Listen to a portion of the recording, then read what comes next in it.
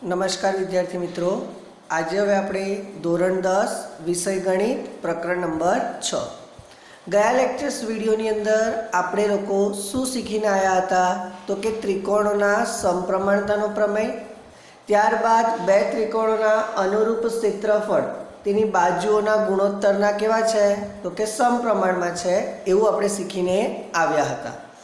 આજે હવે વિદ્યાર્થી મિત્રો આપણે પરીક્ષા માટેનો મોસ્ટ ઇમ્પોર્ટન્ટ જે પ્રમેય છે એની ચર્ચા કરવા જઈ રહ્યા છે, જેનું નામ છે પાયથાગોરસનો પ્રમેય। કોનો પ્રમેય છે? પાયથાગોરસનો પ્રમેય। પાયથાગોરસનો પ્રમેય પરીક્ષા માટેનો 4 માર્ક્સનો એક મોસ્ટ ઇમ્પોર્ટન્ટ શું છે પ્રશ્ન છે। હવે પાયથાગોરસનો પ્રમેય શું કહે છે? તો પાયથાગોરસનો પ્રમેય એવું કહેવા માંગે છે કે પહેલી વસ્તુ તો કે પાયથાગોરસનો પ્રમેય કોને લાગુ પાડી શકાય તો કે પાયથાગોરસનો પ્રમેય માત્ર ને માત્ર કોને લાગુ પાડી શકાશે તો કે કાટકોણ ત્રિકોણને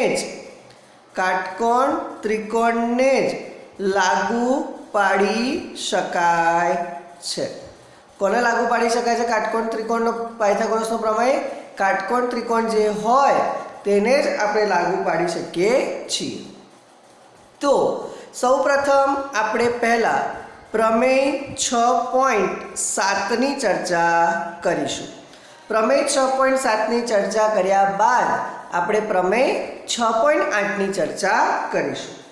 6.7 કે જો કાટકોણ ત્રિકોણમાં હું લખું છું, તમે જોજો, જો કાટકોણ ત્રિકોણમાં કાટખૂણો બનાવતા શિરોબિંદુથી કર્ણ પર વેધ દોરવામાં આવે તો વેધથી બનતા બે ત્રિકોણો એ મૂળ ત્રિકોણને કેવા હોય છે તો કે સમરૂપ હોય છે। કેવા હોય છે? સમરૂપ હોય છે। જે આપણે શું કરવાનું છે? સાબિત કરવાનું છે। તો પહેલા એક વસ્તુ આપણે સાબિત કરીએ। અહીંયા એક મેં શું લીધો? કાટકોણ ત્રિકોણ। આ મેં શું લીધો? એ કાટકોણ ત્રિકોણ A, B અને C, જેમાં ખૂણો B બરાબર કેટલા અંશનો છે? 90 અંશનો। અહીંયા કીધું છે કાટખૂણો બનાવતા શિરોબિંદુ, તો કાટખૂણો બનાવતો શિરોબિંદુ કયો તો કે ખૂણો B। આ તમારો શું કહેવાય? કર્ણ। તો આના ઉપર હું એક શું દોરું છું? વેધ દોરું છું। તો આ બી તમારા કેવા ખૂણા બન્યા? બે કાટકોણ ત્રિકોણ બન્યા। તેવું લખી શકાય કે અહીં ત્રિકોણ ABC માં ખૂણો B બરાબર કેટલા અંશ છે? 90 અંશ, તથા BM એ વેધ છે, લંબ શું છે?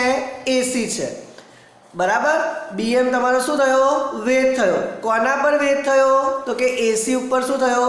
વેધ થયો। તો એનાથી બે ત્રિકોણો કેવા બન્યા? બે ત્રિકોણો બન્યા।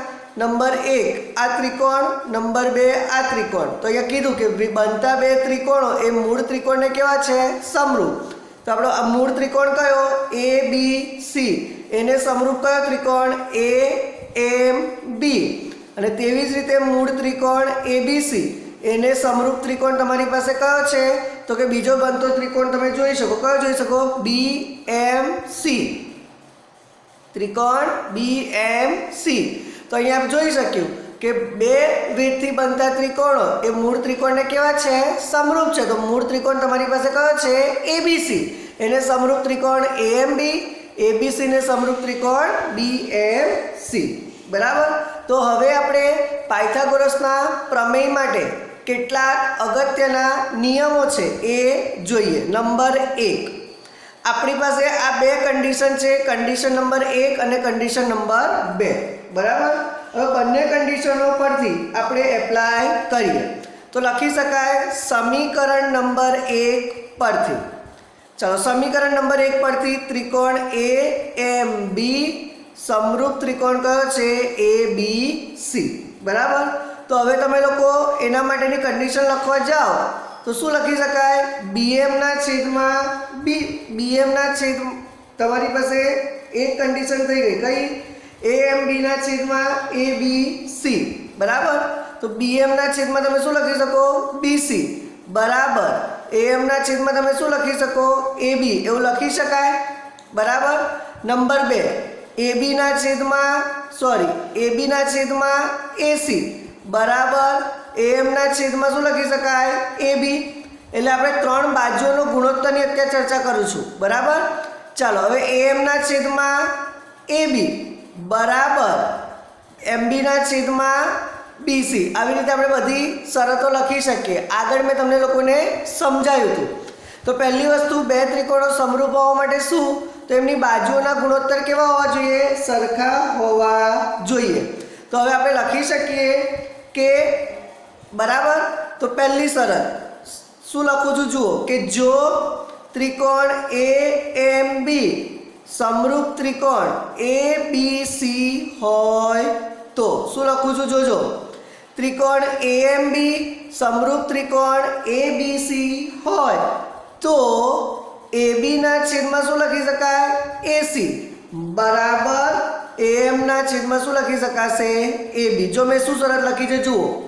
ત્રણેય ત્રિકોણો માટે એક સામાન્ય બાજુ લીધી AMB અને ABC. એ બંનેમાં સામાન્ય કયું છે? AB.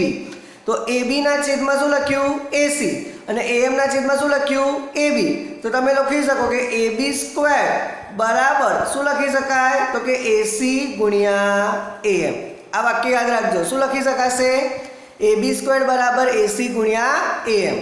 નંબર 2 જો ત્રિકોણ BMC સમરૂપ ત્રિકોણ ABC હોય તો બરાબર. ચાલો બંનેમાં સામાન્ય હોય એવી બાજુ કઈ છે ત્રિકોણ માટેની? BC. તો ચલો જુઓ BCના છેદમાં AC BCના છેદમાં AC બરાબર CMના છેદમાં BC.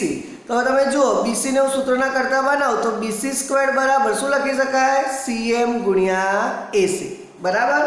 શું લખી શકાય? CM ગુણ્યા AC. AM ગુણ્યા AC CM ગુણ્યા AC. તો આને આપણે શું કહી દઈએ? સમીકરણ નંબર 4. આને આપણે શું કહી દઈએ? સમીકરણ નંબર 3. ફરી એક વખત કહું છું આ જે શરત છે એ શરત માત્ર ને માત્ર કોના માટે લખી છે મેં? તો કે જાણકારી માટે લખી છે. કોના માટે લખી છે મેં? માત્ર જાણકારી માટે. આપણે એનો ઉલ્લેખ કરતા નથી પરંતુ પ્રમેય 6.7ની અંદર શીખતા પહેલાં પ્રમેય 6.6 ની અંદર આપણે તેની ચર્ચા કરીને આવેલા છે. ક્લિયર? હવે આગળ ફરી આપણી પાસે બે ત્રિકોણો લઈ લઈએ બરાબર. જે રીતે હમણાં આગળ ત્રિકોણની ચર્ચા કરીએ રીતે તો કે ત્રિકોણ AMB સમરૂપ ત્રિકોણ BMC હોય તો બરાબર. આ તમારી પાસે ત્રીજી શરત. પહેલી શરત કઈ અહીંયા હતી? જો ફરી એક વખત અગેન રિપીટ કરું છું. AMB સમરૂપ ABC BMC સમરૂપ ABC. હવે વેદથી બનતો ત્રિકોણ એ મૂળ ત્રિકોણને સમરૂપ થયો. બીજો વેદથી બનતો ત્રિકોણ એ પણ મૂળ ત્રિકોણને સમરૂપ થયો. તો વેદથી બનતા બે ત્રિકોણો પણ એકબીજાને કેવા હશે? તો કે સમરૂપ હશે. તો હવે આપણે અહીંયા લખી શકીએ BM અથવા તો MB બરાબર. BMના છેદમાં શું લખી શકાય? CM બરાબર. બીજું મારથી શું લખી શકાશે? બોલો ચાલો. BMના છેદમાં CM અને AMના છેદમાં મારાથી શું લખી શકાશે? BM બરાબર. ચાલો તો હવે અહીંયા શું લખી શકાય? BM² બરાબર AM ગુણ્યા CM. આને આપણે કહી દઈએ પરિણામ નંબર 6. તો પહેલી વસ્તુ લખી શકાય કે વેદથી બનતા બે ત્રિકોણો મૂળ ત્રિકોણને સમરૂપ હોય તો નંબર 1 પહેલી શરત BM² બરાબર AM ગુણ્યા CM. નંબર 2 બીજી શરત કઈ? AB² બરાબર AM ગુણ્યા AC. અને ત્રીજી શરત આપણી પાસે BC² બરાબર CM ગુણ્યા AC. તો આ ત્રણ શરતો આપણે જે શીખ્યા એ ત્રણ શરતોનો જ આપણે અહીંયા ઉપયોગ કર્યો. તો આ તમારી પાસે પ્રમેય 6.7 જેની અહીંયા ચર્ચા કરી છે. અને અહીં તમે લોકો જોઈ શકો છો કે કર્ણ તમારી પાસે કયો છે? AC. એના પર વેધ મેં કયો દોર્યો? BM. તો વેધથી બે રેખાખંડો બન્યા. કયા કયા? AM અને CM. તો લખી શકાય કે AM અને આ CM આ જે બે રેખાખંડો છે એ બંને રેખાખંડો કોના રેખાખંડો કહેવાય? તો કે કર્ણ પરના રેખાખંડો કહેવાય. કોના રેખાખંડો કહેવાય? તો કે કર્ણ પરના રેખાખંડો તરીકે આપણે તેને ઓળખી શકીએ છીએ.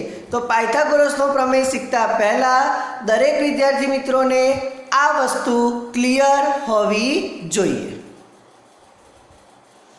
હવે આપણે લોકો પ્રમેય 6.8 પાયથાગોરસના પ્રમેયની સાબિતી જોઈએ. પાયથાગોરસના પ્રમેયનું પહેલાં હું લખું છું વિધાન. બરાબર? ચાલો નંબર 1 વિધાન શું છે? તો પાયથાગોરસના પ્રમેયનું વિધાન છે કાટકોણ ત્રિકોણમાં વિધાન છે કાટકોણ ત્રિકોણમાં કર્ણનો વર્ગ એ બાકીની બે બાજુના વર્ગોના સરવાળા બરાબર હોય છે. વિધાન શું છે? યાદ રાખજો. કાટકોણ ત્રિકોણમાં કર્ણનો વર્ગ એ બાકીની બે બાજુના વર્ગોના સરવાળા બરાબર હોય છે. તો પહેલાં આપણે પક્ષ લખીએ. પક્ષ એટલે કે અહીંયા આપેલું છે વિધાન. પક્ષ માટે શું છે? કાટકોણ ત્રિકોણ. તો કે ત્રિકોણ ABC એ કેવો ત્રિકોણ છે? તો કે કાટકોણ ત્રિકોણ છે. કેવો ત્રિકોણ છે? કાટકોણ ત્રિકોણ છે. બરાબર? ચાલો સાધ્ય. સાધ્ય એટલે તમારે શું કરવાનું છે? સાબિત કરવાનું છે. તો સાબિત કરવા માટે આપણી પાસે શું હોવી જોઈએ? તો કે આકૃતિ. પહેલાં આપણે શું દોરી દઈએ? અહીંયા આકૃતિ દોરી દઈએ. તો આ તમારી પાસે શું થઈ ગયો? કાટકોણ ત્રિકોણ. કયો થઈ ગયો? A B અને C, જેની અંદર તમારી પાસે એક વેધ છે. બરાબર? BM. તો તમારી પાસે કર્ણ કયો થઈ ગયો? AC. તો AC નો વર્ગ એ બાકીની બે બાજુ એટલે કે AB નો વર્ગ વત્તા BC ના વર્ગના કેવો છે? સરવાળા બરાબર છે. ફરી કહું છું, AC શું છે? કર્ણ. AB અને BC એ બે ત્રિકોણની શું છે? બાજુ. ક્લિયર બધાને? ઓકે. ચાલો હવે આપણે અહીંયા એની શું જોઈએ? તો કે સાબિતી. બરાબર? તો લખી શકાય અહીં ત્રિકોણ ABC માટે ખૂણો B બરાબર કેટલો અંશ છે? 90 અંશ. જે અહીંયા આપણને શું આપ્યું છે? પક્ષમાં કીધેલું છે. કારણ કે ABC એ કેવો ત્રિકોણ છે? તો કે કાટકોણ ત્રિકોણ છે. તથા કર્ણ AC પર વેધ BM દોરેલ છે. બરાબર? તેથી A', M', C થાય. હવે તમે જુઓ અહીંયા BM વેધ દોર્યો તો ખૂણો B તો તમારે કેટલા અંશનો છે? 90 અંશનો. તો આ M બિંદુ એ આ A, M અને C એ એક જ રેખા પર આવેલા બિંદુઓ હોવાના કારણે એને આપણે કેવા બિંદુઓ કહીએ? તો કે સમરેખ બિંદુઓ કહીએ. અને સમરેખ બિંદુઓ હોવાના કારણે A, M અને C ની આપણે શું કરી? ચર્ચા કરી. તો હવે આપણે લખી શકીએ તો કે હવે વેધ BM વડે બનતા બે ત્રિકોણ. ચાલો કયા કયા ત્રિકોણ બનશે? ત્રિકોણ AMB અને ત્રિકોણ BMC એ મૂળ ત્રિકોણ ABC ને કેવા છે? તો કે સમરૂપ છે. કેવા છે? સમરૂપ છે. તેથી લખી શકાય પ્રમેય 6.7 પરથી. આ ઓલરેડી પ્રમેય 6.7 જ છે. બરાબર? આ વિધાન મેં લખ્યું છે કેમ? તો કે તમને લોકોને સમજ પડે તેના માટે. આપણી જે સાબિતી છે એ સાબિતી માટે આપણે પ્રમેય 6.7નો જ અહીંયા ઉપયોગ કરવાનો છે. ક્લિયર બધાને? તો હવે આપણે લખી શકીએ પ્રમેય 6.7 પરથી. ચાલો હવે જોજો દરેક જણ. ચાલો હવે પહેલા પ્રમેય 6.7 લખી શકાય ત્રિકોણ AMB સમરૂપ ત્રિકોણ ABC અને બીજી શરત આપણી પાસે કઈ છે ત્રિકોણ BMC સમરૂપ ત્રિકોણ ABC. હવે તમે વિચારો આગળના અંદર આપણે ઓલરેડી શીખીને આવ્યા AMB અને ABC. હવે જો અહીંયા હું દોરું છું દરેક જણ ધ્યાન આપજો બરાબર. બંને ત્રિકોણો તમને દોરીને હું અહીંયા સમજાવું છું. ચાલો ત્રિકોણ કયો કયો AMB અને અહીંયા ત્રિકોણ તમારી પાસે કયો છે ABC. આ બે ત્રિકોણ તમારી પાસે થયા કે જે બંને ત્રિકોણો કેવા છે મૂળ ત્રિકોણો છે જે તમે અહીંયા જોયા. તો ચાલો જો AM બરાબર શું લખી શકાય AB. તો લખો AM ના છેદમાં AB બરાબર બરાબર AB ના છેદમાં AC AB ના છેદમાં AC. તો આપણે હમણાં આગળ જોઈને આવ્યા કે AB² બરાબર AM ગુણ્યા AC. આને આપણે કહી દઈએ સમીકરણ નંબર 1. સેમ વસ્તુ અહીંયા જોઈ શકીએ કે ત્રિકોણ BMC હવે ફરી એવી રીતે તમે આના માટે પણ વિચારી શકો.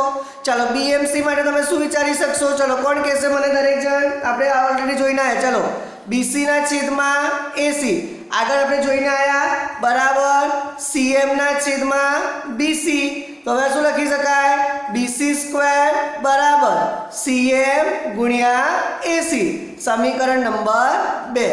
ફરી વિદ્યાર્થી મિત્રો અગેન રિપીટ કરું છું AMB સમરૂપ ABC BMC સમરૂપ ABC આ બંને આપણે આગળ શીખીને આવેલા છીએ.